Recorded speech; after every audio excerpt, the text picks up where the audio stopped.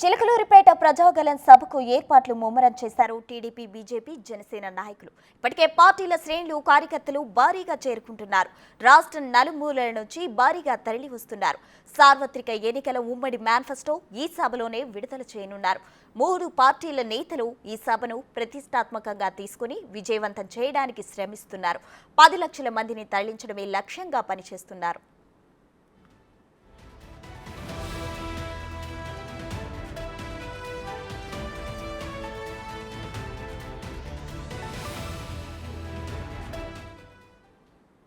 ఇదే అంశానికి సంబంధించి మరింత సమాచారం మా ప్రతినిధి గణేష్ లైవ్ లో అందించడానికి సిద్ధంగా ఉన్నారు. గణేష్, చెప్పండి, చిలకలూరిపేటలో ప్రజాగళం సభకు అయితే ఏర్పాట్లు ముమ్మరం చేసినట్లు తెలుస్తుంది. ఈ నేపథ్యంలో టీడీపీ, బీజేపీ, జనసేన పొత్తు కుదిరిన తర్వాత ముగ్గురు కలిసి ఒకే వేదికపై కనిపించబోతున్నారు. దీనికి సంబంధించిన అప్డేట్స్ ఏంటి?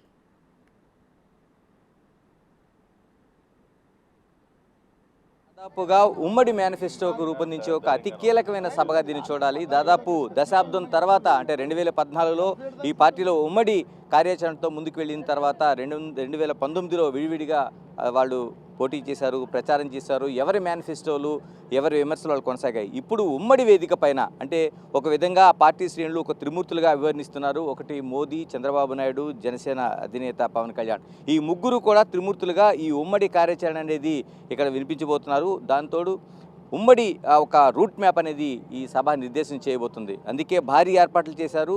10 లక్షల మంది ఒక లక్ష్యంగా ఈ సభ జరగబోతుంది. ఒకసారి సభను మనం చూద్దాం. ఒకసారి సభ చూస్తే, అంటే ఎస్పీజీ కన్సర్న్లో నడిచే ప్రధాని మోదీ సభకు అత్యంత కీలకమైన ఏర్పాట్లు చేశారు.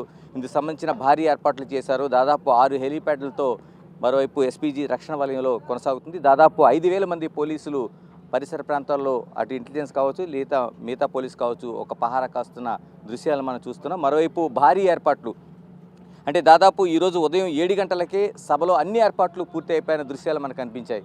మనం చూస్తున్నాం. ఇప్పుడు దాదాపుగా 4 గంటలకి సభలోన అందరూ చేరుకుంటారు. కొద్దిగా ఇప్పటికే జనం చేరుకుంటున్నారు. మనం చూస్తున్నాం చుట్టూ కూడా భారీ ఏర్పాట్లతో పాటు ఒక ప్రచారానికి సంబంధించిన, ఎన్నికల ప్రచారానికి సంబంధించిన అన్ని హంగులు కొనసాగుతున్నాయి. అంటే షెడ్యూల్ విడుదలైన తర్వాత ఉమ్మడి పార్టీ వేదికగా జరుగుతున్న అత్యంత కీలకమైన సభగా దీన్ని మనం చూడాలి.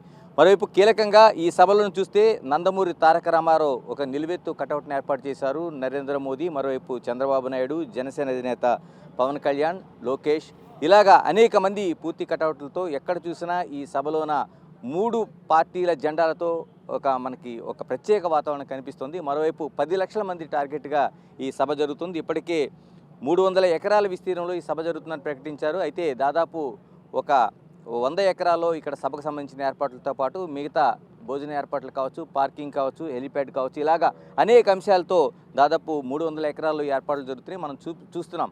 మన కెమెరా పర్సన్ చైతన్య ఇందుకు సంబంధించిన దృశ్యాలు మీకు చూపిస్తున్నారు. దాదాపుగా అన్ని చోట్ల కూడా కూర్చుని ఆద్యంతం ఈ సభను ఆలకించేలాగా వాళ్ళు దిశానిర్దేశం చేసే అనేక అంశాలను పార్టీకి సంబంధించిన 3 పార్టీలకు సంబంధించిన కార్యకర్తలు, నాయకులు వినేలాగా ఏర్పాట్లు చేశారు. కుర్చీలు మనకి అనేక దశలు కనిపిస్తున్నాయి.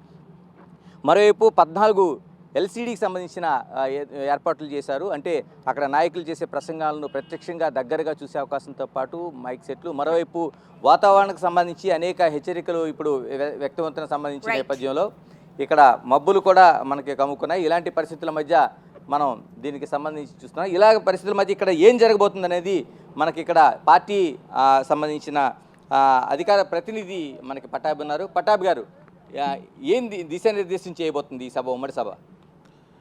3 పార్టీల మధ్య పొత్తు ఖరారైన తర్వాత మొట్టమొదటిసారిగా ఉమ్మడిగా నిర్వహిస్తున్నటువంటి భారీ బహిరంగ సభ ప్రజాగళం.